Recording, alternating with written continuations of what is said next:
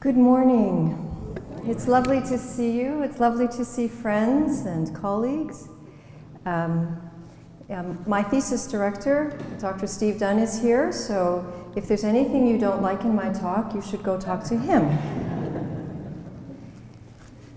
So we're going to talk, this talk goes for close to an hour, so if you don't like it, I hope you brought a good book. And if not, I'll be talking for an hour and then we're going to have some conversation together. And this is the topic, One Earth, Many Religions, a Spiritual Quest for a Just and Sustainable Future. So this was the synopsis for the talk that I wrote close to a year ago. And when I sat down to prepare for the talk, I realized it was a little bit overly ambitious. But I am going to try and talk about several elements of this. There really is a global quest on to understand our times, where people are looking for a dynamic spirituality. They're trying to make sense of social issues, ecological issues, and people are trying to develop a sustainable future. So what would be an adequate vision? So one starting point is, what happens when our visions crumble? And so for the first part of the talk, that's something of what I'm going to talk about, is the difficulty with our visions. And as you all know, the phrase, where there's no vision, the people perish. But if we're going to say, what is vision? So vision is obviously to see, but it's to know, it's to understand. Visions give us reference points, and they give us direction, and they give us goals. So if we were to look at the 20th century, and many of you have certainly paid attention to what's happened in the 20th century, the changes have been astronomical, really. We now speak of a global community. It's certainly an interconnected world with a speed of change that many of us have a hard time keeping up with. Economies are interconnected, cultures are interconnected, and communities. If any of you have grandchildren or children, you'll know it's a media-savvy world. So I have a 15-year-old daughter who's incredibly savvy with technology. This is their world. I'm sure you know they don't text, they don't talk anymore, they just text. They can't even do sentences, they just do a few words here and there. But they live in a very different world in terms of communication and connection. The 20th century saw the rise of ecological problems, unprecedented in human history and Earth history. We live in a world of war, although we have an illusion of peace. So the 20th century saw the two great wars. But what's happened is the face of war has changed, and so we now have hundreds of conflicts around the world where it's not a war with soldiers, it's a war with security forces where the casualties are 90% civilians, and most of those are women and children. That's a very, very different face of war. We have a language of human rights, so it's a post-colonial world, but people around the world are claiming their rights. So that's a very interesting change, and again in the 20th century, we have human rights. We have religions bumping into each other all over the world, and we also don't know what to do, or at least many don't know what to do, and I find that younger people in particular don't know what to do. These are some of the ways, this is a very simplistic overview, but some of the ways the world is being structured, and it's being structured in a new way. Again, in the 20th century, the predominant structures, as I see it, are economic. The idea to have economic integration of the world, this is what's structuring the world. Corporate ownership, globalization. Globalization is a very slippery term as far as I can see it, because it tends to mean economics, but in fact it's actually cultural integration and superiority of Western cultures and Western ideologies. And capitalism trumps other values. So globalization is actually changing the structures of the world. I don't know if you would agree, but from where I sit, most governments are not representing their people, they're representing economic interests. And we have Prime Minister Harper once again going to China, thinking about China, but this is about economic interests. So what happens when governments are not representing people or rights or freedom, but they're representing economics? There are land grabs happening all over the world, and I'm just going to mention China as one country that is, they call it grabbing land, meaning buying huge tracts of land in Africa. They're also buying land in Quebec. because China is aware that the future is going to be a future of food insecurities. So they're buying land all over the world so they can control food supplies. So this is another structure that's happening. The world is becoming privatized. So if even in Canada, considered democratic, although that's probably another conversation whether that's actually true, but social services, healthcare, food, drugs, security forces, prisons, these are all becoming privatized around the world. They're no longer what governments are doing, and that also changes the structure of the world. And the last part I would say is there's something new happening that we call the Arab Spring or the Occupy. There's a world of youth activists, and it's growing in the world. And there is a new left. The political left has had some fragmentation, but something new is emerging. So those are global structures. So given this world, what does it mean to talk about one earth, many religions, and a spiritual quest for a sustainable and just future? So my comments are in three parts.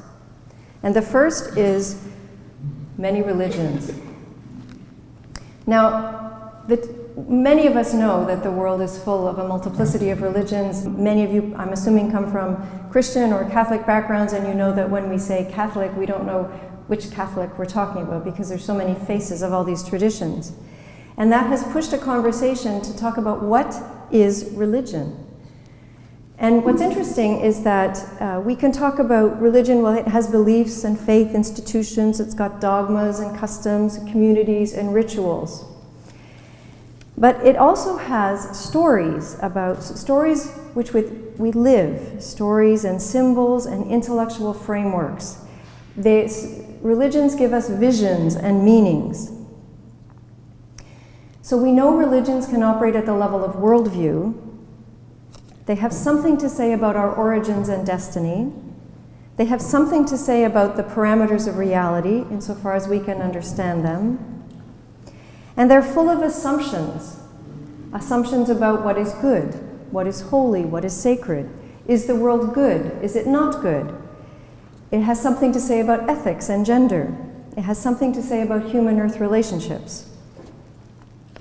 My experience is that few people who are religious adherents, meaning people who are regularly attending some kind of religious services or they consider religion important to them, actually don't know very much about theories of religion. So it seems to me that we don't have an intelligent conversation going about what is religion. We may know what we believe, we may argue with many people about what we believe and stand up for what we believe, but what are we talking about when we say religion? And I think that the world, what's happening to the world is pushing and challenging religions. So one is in the area of epistemology. Epistemology, what can we know, what do we know, how do we know it, how do we make our claims? And I think religious claims are up for an epistemological challenge. Our beliefs, if you take any Christian belief, the Trinity, the resurrection, Christology, how do we defend any of this? Like, with what are we defending it when we're talking about religious beliefs, intellectual currents and context?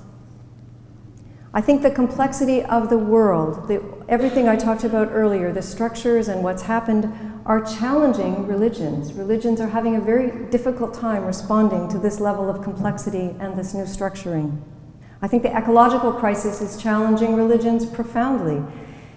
Is the ecological crisis a religious matter? So we in this room may say very easily, yes it is, but that's not actually easy to say for many communities. Is the relationship between religion and ecology? What is it? What should it be? Then we have another conversation that's challenging religions is the sciences. So particularly evolutionary and cosmological sciences, and I'll talk more about that later. They're profoundly challenging religious claims. Contextual, postmodernism, these are challenging. When we make a claim that's universal, what happens in a particular context? How far can each community go to make their own claims? So we have these traditions with universal claims and universal truths, and we have contexts that accept some of them or none of them or try to navigate them. So what do we do with that? And then we have justice issues. What's the relationship between religion and justice? And by justice, I mean gender justice, ethnic, race, class, sexual orientations. So religions say a lot about all these things, but I think their epistemologies or their credibility is being challenged. The monotheistic traditions, so that's Judaism, Christianity, and Islam, I think have particular problems, and I just want to talk briefly about those. In my experience as a theologian and working for years with different religious communities and working at a multi-religious level, I think that Christian beliefs and certitudes are in flux.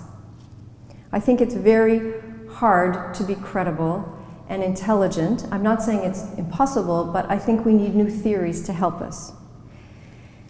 Certainly, if people have studied carefully the Christian tradition, it has been interwoven with the patterns of domination in the world. So, gender, race, class, Christianity has been interwoven. At times it's been an impulse for liberation, but at times it has actually fostered and supported domination. So, ethically, that is a problem. We don't need to say a lot about the internal issues in the Christian tradition, but I think the issue of corruption and ethical inconsistencies is real. It's a real problem. If you study Christianity from the point of view of ecology, you can't help but notice that there has been a consistent appreciation of the natural world. It's just not on the spiritual radar. It's not in the teachings. Christianity is a very human-centered religion, which is one of its strengths, but one of its limits is that it doesn't have a very developed understanding of spirituality in the natural world. So we call it anthropocentric. The natural world is understood at best as a set of resources. And I think one of the biggest problems right through the Christian tradition is that it's focused on another world. Personally, I'm not sure where that world is, but we call it an otherworldly spirituality. It has a lot of commitments to our destiny not being here. And so the effect is that we tend to depreciate what is here. So the state of religions, I think they're ill-equipped. I think religions are ill-equipped to respond to the world as it is, with its global changes and its structures and its complexity. This doesn't mean that communities aren't thriving or people's personal spiritualities are not thriving, but collectively, are religions able to respond? I think they're ill-equipped, and furthermore, I think they're part of the problem. Certainly around ethics, so social issues, patriarchy, ecology, democracy, religions are ambiguous. I also think they're in transition. So we can say religions are in transition because of the confrontation with other religions. So all world religions have a claim that they have universal truths, if not absolute truths. Now, what do we do with that when they all do it? Because they can't all be right. So the easiest one is to say, well, of course, mine is right, and yours is half right, or partially right, or completely wrong. So that only lasts a little while where you see that's intellectually very frail. But after that, we don't know what to do, because we can't say, well, my claim is universal but really relative. So that doesn't work either.